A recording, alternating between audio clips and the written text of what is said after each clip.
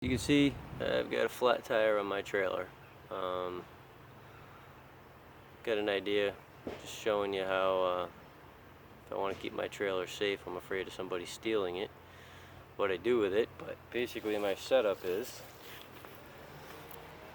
just a cheap jack out of a car somewhere. I think this one came out of a truck, so it's a little bit heavier duty, but with a trailer you don't need the biggest 18 volt impact drive, correct size socket, which not only fits on my jack, but it also fits the lugs on the tires.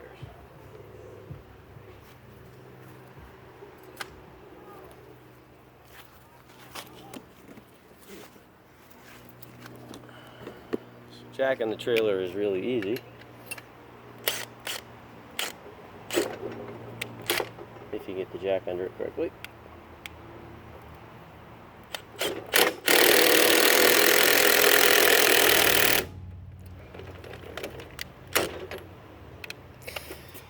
And now it's up in the air.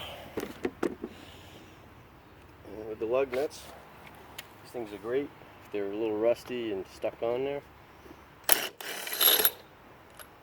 Now I already loosened them, but believe me, it was a fight the first time.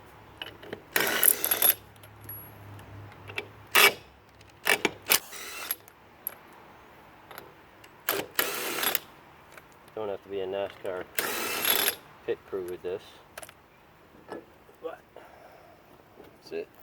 Bad tire. I got my spare.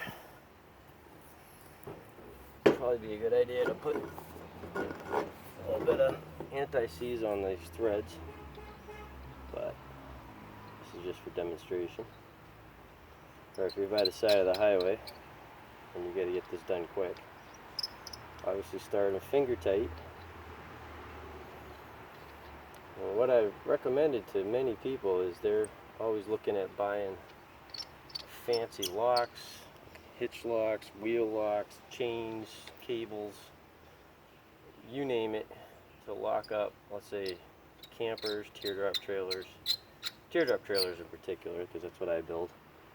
And they're always asking, what can I use? And they're willing to spend good money. But I got this with the charger and battery. Now I already have Makita, so, but there's cheaper brands too.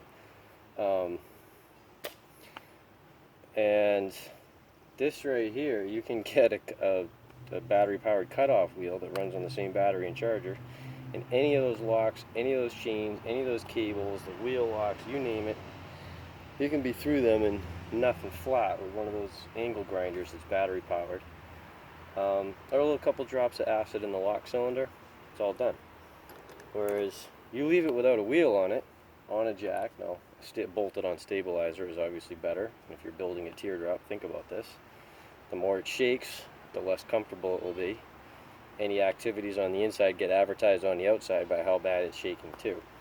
So leave it without a wheel on it. If you're really afraid somebody's going to take it, put the wheel in the back of your vehicle, lock the vehicle, lock any valuables in the vehicle, not in the trailer, and it isn't going to go far if it's just on the hub.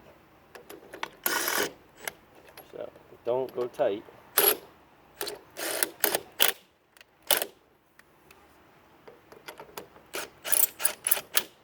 These things will put incredible torque on a stud real fast. And if you noticed, I went in a star pattern: 1, 2, 3, 4, 5. If you have 4, it's 1, 2, 3, 4. That way you don't end up with the wheel cocked on the hub. And then your final tool, a 4-way wrench. They sell folding ones if you have a small car or don't have a lot of space. Obviously we got to lift the jack down before we, just like that. Take our 4-way, and this is the way we know we're not over torquing it, so we don't snap a stud off, because that would ruin the day. So, 1, and then go crosswise.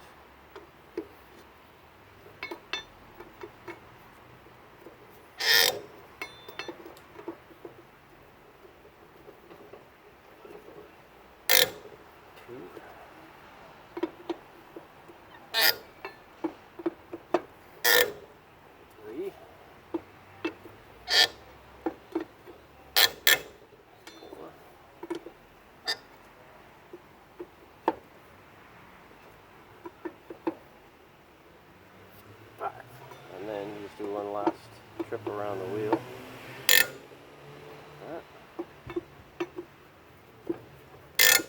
Basically the amount of torque that you can put on with a four-way without going absolutely nuts is all you really want to do.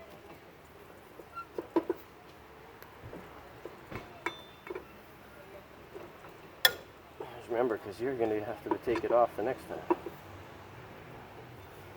So there you go. And the other thing to remember is, I'm just demonstrating this. If it's hooked to your car, make sure the parking brake's on. It's a good idea to have the opposite wheel chocked, because things roll off of jacks, fall off of jacks, and it's real pain to try and get that up off the road if your jack isn't short enough. But just the idea, I know a guy locally who stores his camper. He's got just jacks underneath it. He takes the wheels off, puts them in his house for the winter. It saves the sidewalls of the tire because, believe it or not, hub needs to be tightened. There's some ozone and UV are breaking down the rubber in your tires. You want to change them out every 7 years, 10 years, somewhere in that range, just because of that. But if you take them in your house, they'll last longer and they'll stand up better to wear and all the things that break them down and cause them to fall apart. So now I'll just throw some air in. Always a good idea to have your own pump, and you'll be good to go.